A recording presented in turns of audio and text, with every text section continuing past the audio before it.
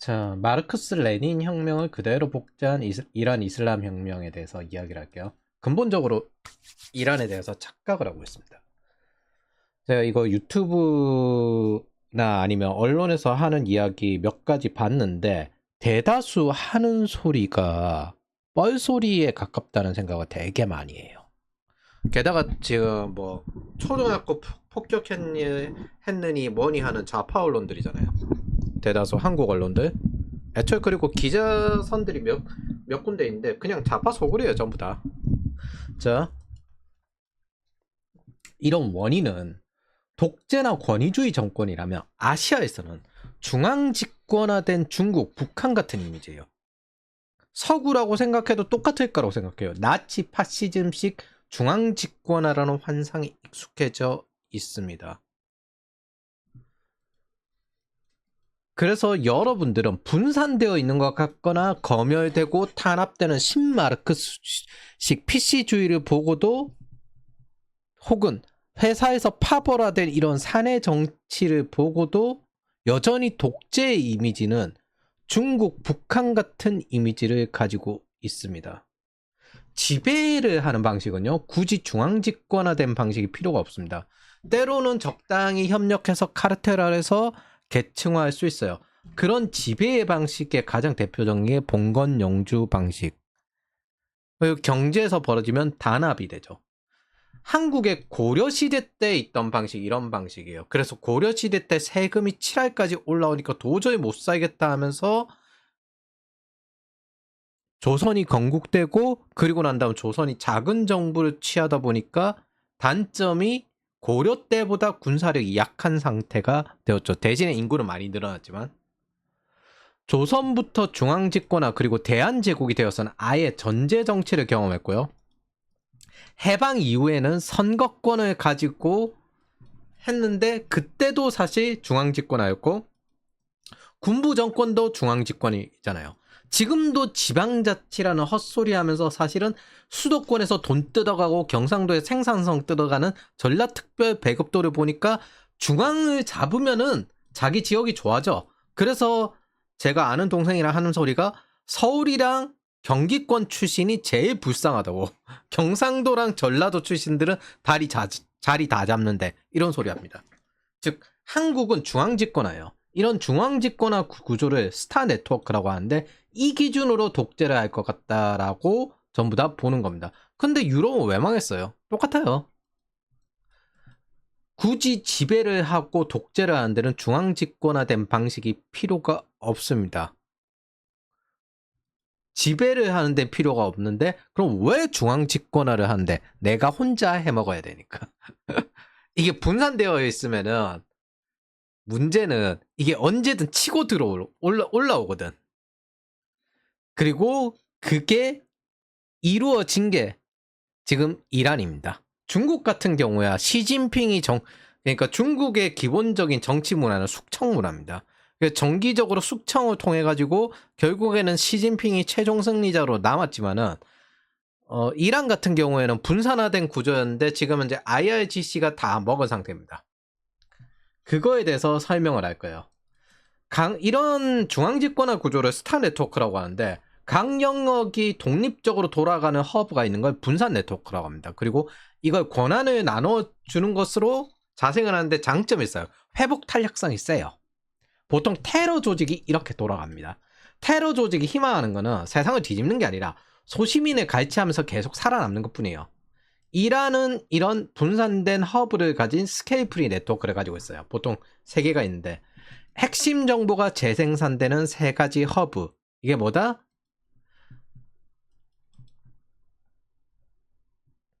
성직자와 바시즈 민병대 그리고 IRGC 혁명 수비대입니다.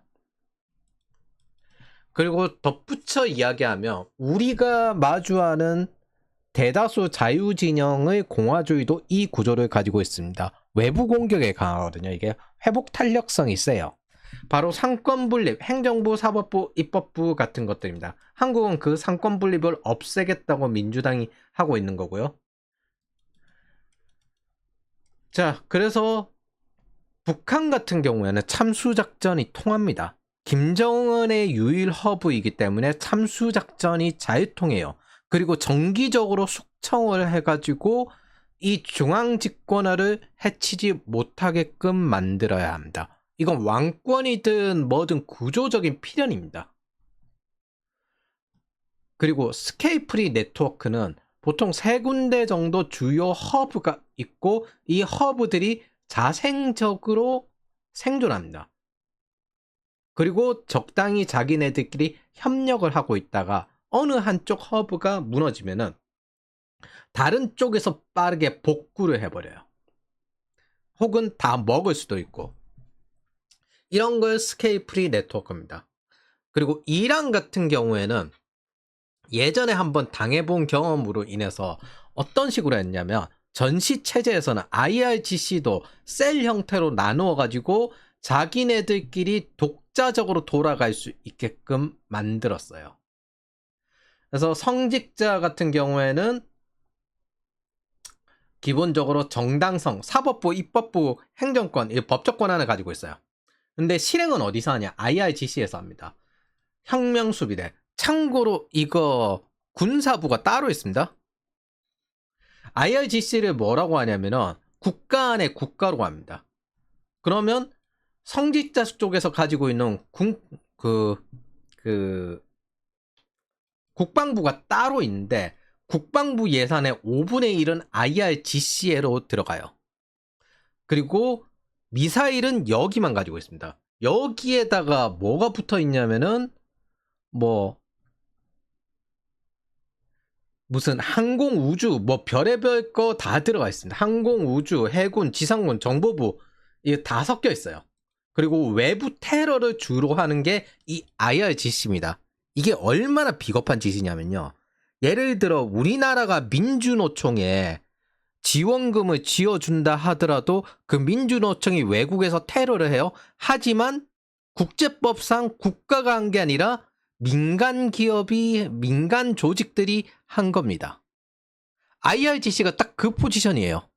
그래서 국제법상 제재할 대상이 없어가지고 미국도 국내법으로 했습니다.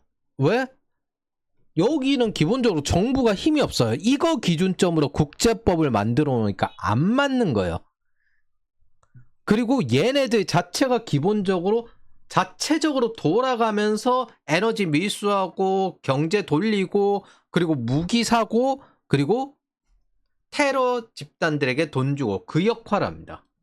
그리고 지역 단체로 바시즈 민병대가 있는데 이게 IRGC 소속이거든요. 여기가 뭐냐면은 그냥 취업 일자리 공산당으로 치면 공청단 그래서 엘리트 양성 과정이라고 생각하시면 됩니다. 그리고 이 청년들을 통해서 지역사회에서 서로 감시 체계를 만드는 거예요. 이웃 감시 체계.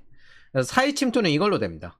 감시와 교육이 융합되고 IRGC는 폭력과 경제를 독점하고 우리나라로 치면은 국방부와 국방부와 기재부와 그 다음에 외교부와 정보부와 그리고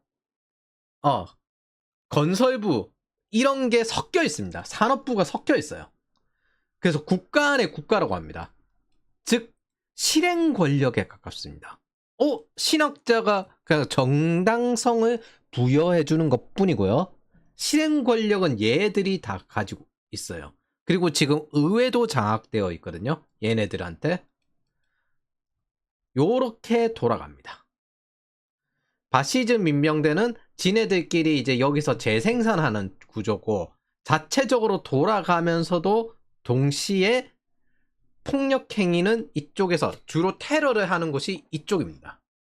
자, 여기까지 일단 알았으면 이 나라 구조가 굉장히 독특한 구조라는 걸 이해할 겁니다. 저기 대통령 있잖아. 행정부는 다 뭐 하는데? 그냥 행정 관료예요. 아무런 힘이 없어요. 방향성에 대해서 결정할 수 있는 이런 게 아무런 힘이 없고 가끔 이제 온건파 이런 식으로 나오는 게 저 행정 관료 대통령 계열이 이쪽이에요. 이쪽은 아무런 힘이 없어요. 무슨 온건파가 장악하니 뭐니 애초에 비겁한 족속들이 모여 있는 곳이기 때문에 아무런 힘이 없습니다. 힘은 어디에 있다? 정당성은 여기서 주고 지금 현재 장악되어 있는 건 IRGC가 원래부터 장악하고 있었습니다. 가장 대표적으로 보여주는 사례가 이건데 페제시키안이라는 이란 대통령이 있어요. 걸프 국가들에게 잔뜩 테러했잖아요. IRGC가 이거 사과하고 공격을 중단하겠다고 했지만은 얘들은 IRGC에 힘을 쓸 수 있는 능력이 아무것도 없습니다. 권한도 없어요. 얘네들은 자체적으로 미사일 만들고 자체적으로 경제 시스템 돌아갑니다.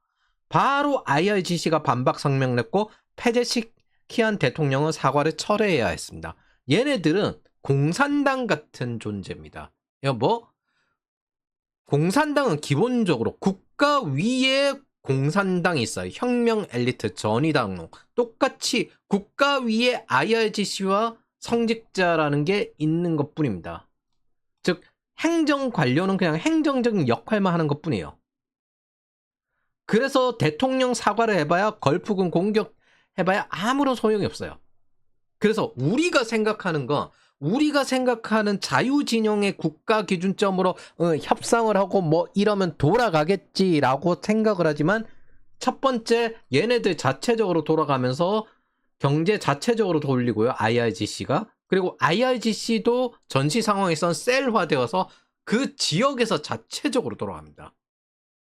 이게 장점이 있어요. 이게 기본적으로 테러가 목적인 국가이기 때문에 나중에 이야기할 건데 이 국가의 존속 자체의 목적은 테러 자체가 목적이에요. 그래서 이 IRGC가 자기네들 안에서도 통제가 안 돼요. 뭔가 사령관 하면 통제될 것 같긴 하지만은 전시 상황이 되면 지들끼리 돌아가기 때문에 자기네들 안에서도 별도군으로 돌아가면서 저 안에도 파벌이 있을 거잖아요. 통제가 안 돼요.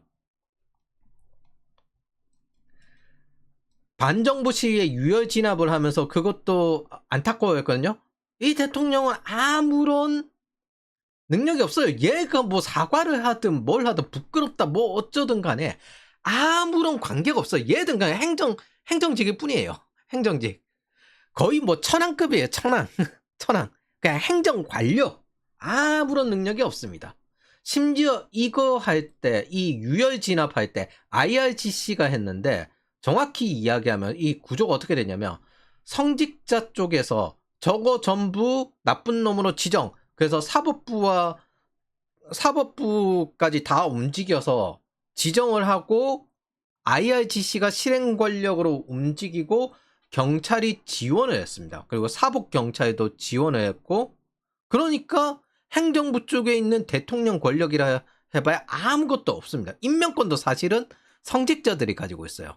자, 그리고 그 IRGC에서도 얘들이 그래도 중간 정도 되는 애들은 바시즈 거쳐가지고 여기 들어왔는데 솔직히 이념보다는 출세 때문에 온 무이념 애들에 가까우니까 자기네들 쪽에 사람들한테 총 쏠까 안 쏠 것 같은데 안 되겠다. 그래서 뭐 했냐면은 여기 안에서 그 외무부에 속하는 이제 쉽게 말하면 저기 테러 조직한테 돈 지어주던 애들 쿠드스 군 쪽에서 이라크 민병대를 데려왔습니다. 그리고 걔들 가지고 학살시켰어요.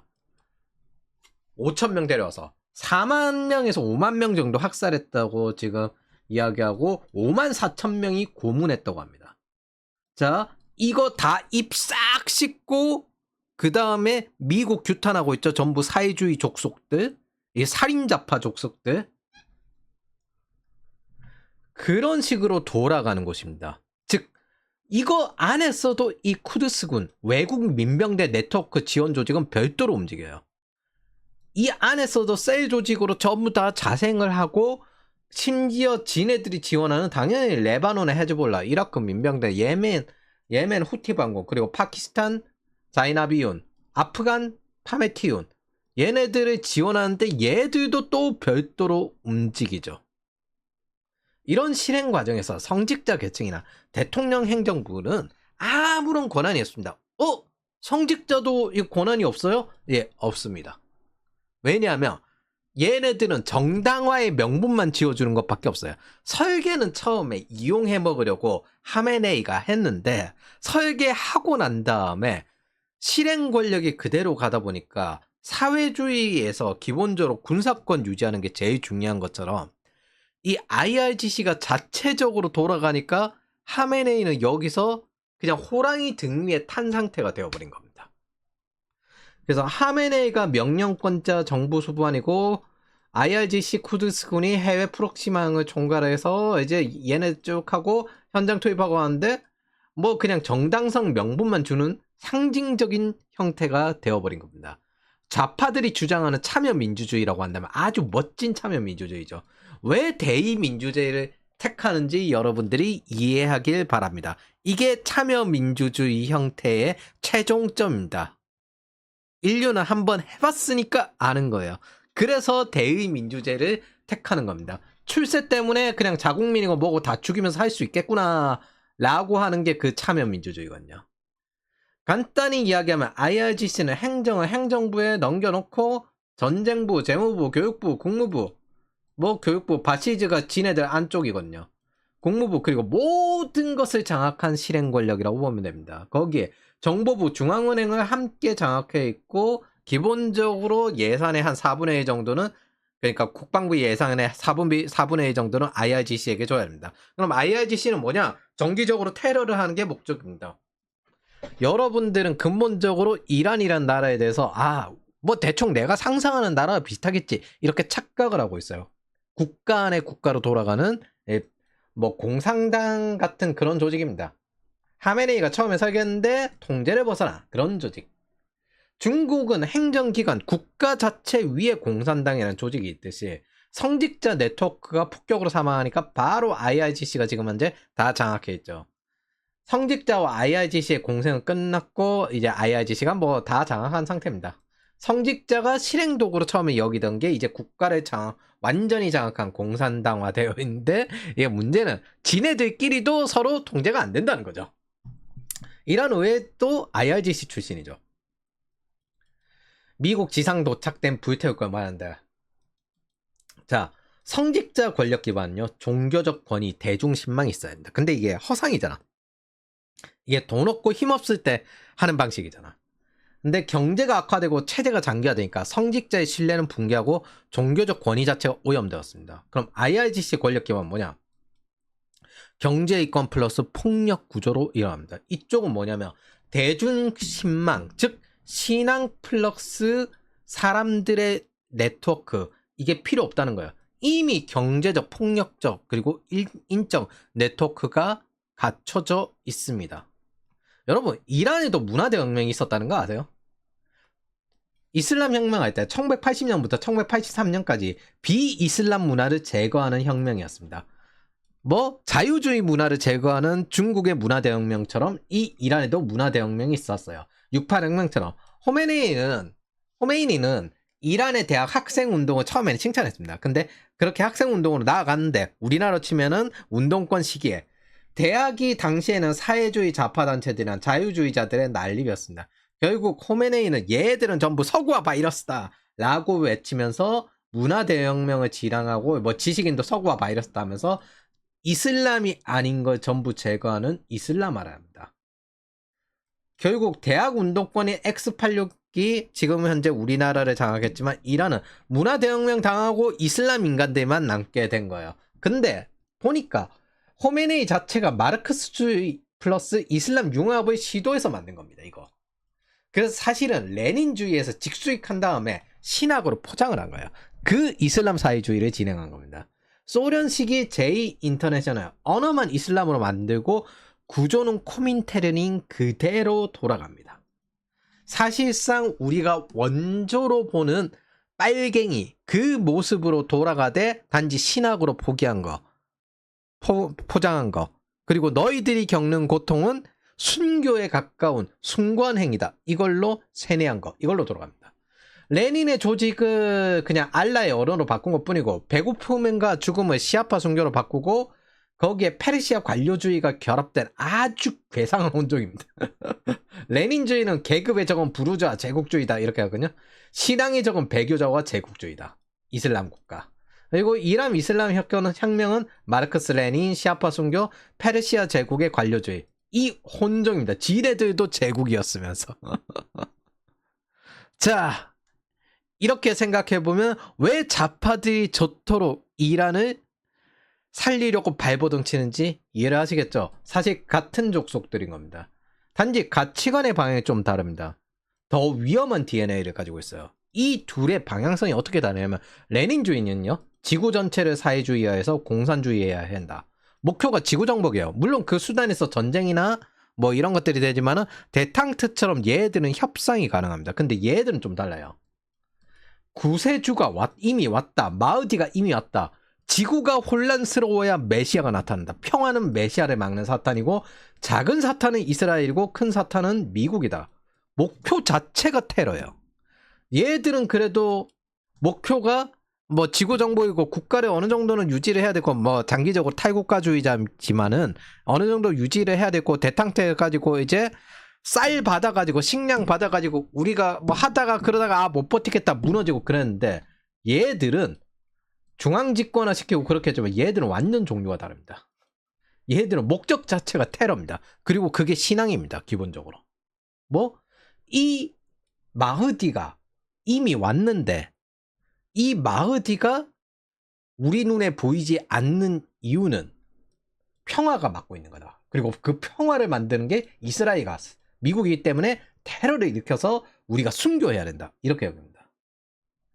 즉 고통스러울수록 구세주가 우리에게 올 가능성이 높아지는 겁니다. IRGC는 군부 정권을 장악하고 레닌을 이전 세대로 넘긴 스탈린 같은 조직이에요. 지금 현재 IRGC의 위치가. 근데 방향이 가장 큰 다른 거는 얘네들은 테러 자체가 목적이란 겁니다. 레닌주의가 공산주의 지상낙원을 바란다면 마흐디즘이 이슬람은 이슬람 지상낙원을 바라는데 그걸 위해서는 뭐 둘 다 똑같아요. 결국에는 테러, 전쟁 이런 거 해야 되지만 여기 자체도 테러를 해야 된다.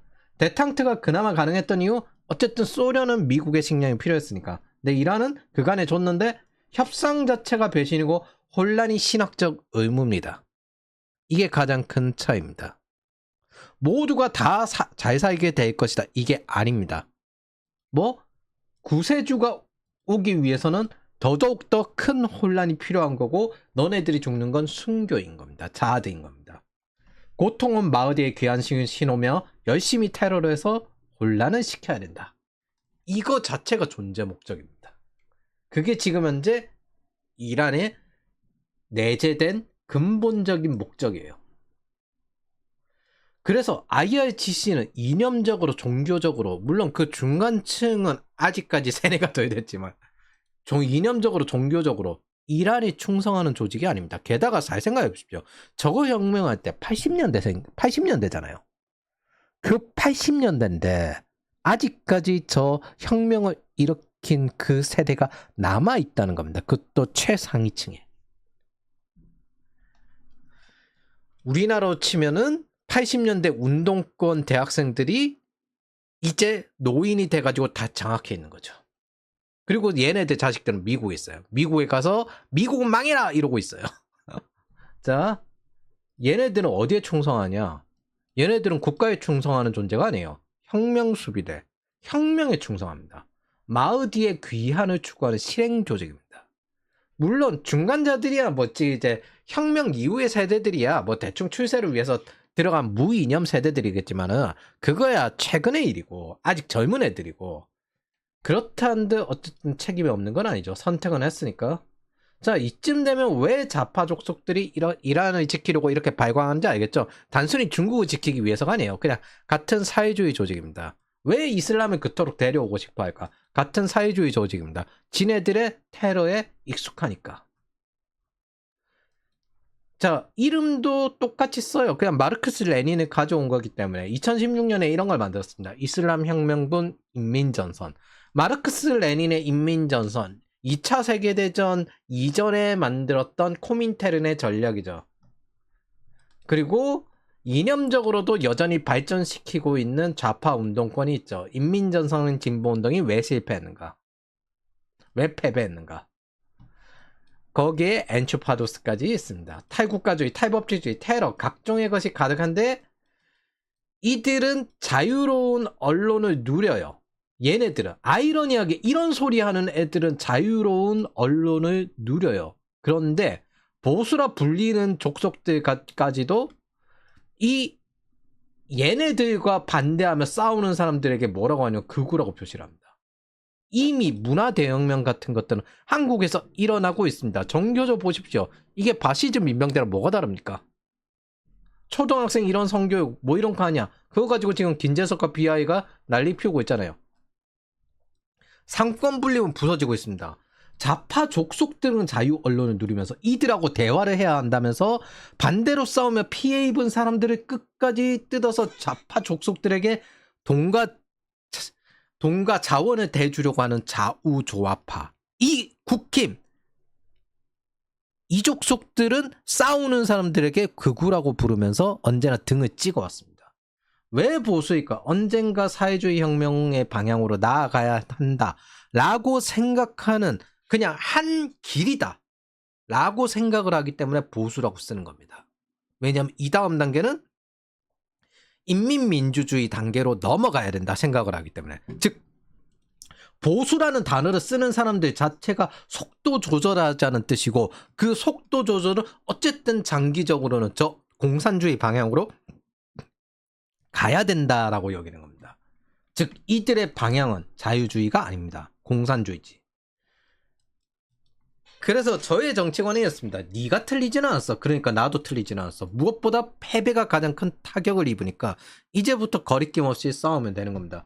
무슨 자기들이 챗GPT라도 되는 것처럼 논리 어쩌고저쩌고 이 상황에서 하고 있고, 좌우조합파도 문화대혁명 당하면서 숙청당해도 그건 그 사람들이 스스로 적극적으로 싸워서 얻은 죽을 권리입니다. 자기네들이 선택해서 쟁취한 죽을 권리입니다. 거기에다가 동정하고 있으면서 도와주려고 하고 있으면 똑같이 책임을 져야 될 겁니다. 교만스럽게 그냥 속은 것 뿐이야 라는 족속들도 같은 재앙 덩어리예요. 적어도 회개의 기회를 준다면 표를 행사할 기회를 줄 정도 수준이지, 반대쪽으로 넘어와가지고 다시 스피커 역할을 할 기회를 주진 않아야 합니다. 그게 기본적인 책임입니다. 그럼 그 전까지 반대쪽에 있다가 시달리고 피해를 입은 사람들은 뭐라는 겁니까? 즉 모두 투표권을 가지고 있고, 그 모두 투표권을 가지고 있다는 뜻이 뭐냐면은 1차 세계대전 때 군주제 하다가 민주제가 대중화된 이유는 왕 한 명에게는 왕 한 명한테만 책임을 물을 순 없다. 그래서 모두에게 책임을 묻자 라고 해서 나오는 겁니다. 그 책임을 묻지 말자라는 게 저 좌우조합파들이고 사실은 적입니다. 정치적 문해력과 경제적 문해력을 가지고 스스로 행사해서 쟁취한 권리가 단지 스스로 목을 조우는 권리와 자격이었을 뿐입니다. 여러분들이 자유주의자라면 통합을 외치는 자들도 같은 족속이니 밟으십시오. 자유주의자는 뭉치지 않습니다. 기본적으로 강한 개인주의를 가집니다. 그들은 사회주의를 바라기 때문에 보수라는 이름을 가지고 있는 것뿐입니다. 책임을 각자 지는 자유민입니다. 물론 자유파괴를 외친 자들도 유교 탈레반에 빙의해서 교화시키면서 이끌 수 있거나 아니면 속은 사람들이 뿐이다 라고 여기는 족속들도 멍청한 인간들처럼 이렇게 굴지 마시고 요 족속들에게도 똑같이 책임을 물으십시오. 여러분들은 선비가 아닙니다. 이거 딱 유교 탈레반식 양반이 교화시킨다 요 개념이거든요. 자, 하메네이 담배 이거 불 붙인 걸로 유명한 여성분 있죠. 정황의 상징. 이분 18살이라고 하는데 하메네이 사진을 불태운 죄로 사형 선고를 받으셨다고 합니다. 자, 이렇게 말을 했어요. 자, 이렇게 죽은 사람들이 있을 거고 피해를 본 사람들이 있을 거잖아요. 근데 이 반대에서 한창 반대하다가 불리해지니까 이거 넘어왔어요? 그리고 난 다음 스피커처럼 굴고 앉아있어? 그게 같이 싸우는 겁니까? 아니면 책임 회피하는 겁니까? 이건 반성하고 회개하는 것도 아니에요. 기껏해야 할 수 있는 건 자기가 표를 행사할 수 있는 기회일 뿐이지. 좌우조합파가 숙청당한다면 그건 스스로 쟁취한 권리입니다. 자기가 숙청당할 권리. 노비가 되어서 속았다고 생각하지 말고 자유민으로 스스로 영혼을 걸고 선택해서 쟁취한 권리라고 생각을 좀 하십시오. 내가 틀리지 않았어. 그러니까 너도 틀리지 않았어. 책임만 지자. 자꾸 교화하라고 하니까 사회주의 족속들이 자본주의 지배라는 말도 안 되는 뻘소리를 짓거리는 거 아닙니까? 가부장제 보수주의 싫다는데 왜 자꾸 그거 떠먹이려고 하고 앉아 있습니까? 그것도 자유주의자들 착취해서. 자, 그러면 그런 족속들에게는 자연스럽게 문화 대혁명 당할 권리를 인정해 주십시오. 자기네들이 적극적으로 행동해서 쟁취한 권리입니다. 책임은 져야 될 거 아닙니까? 그건 단순한 게 아닙니다. 그게 아니면 자유민이 아닌 걸로 생각을 하고 멸시하거나요.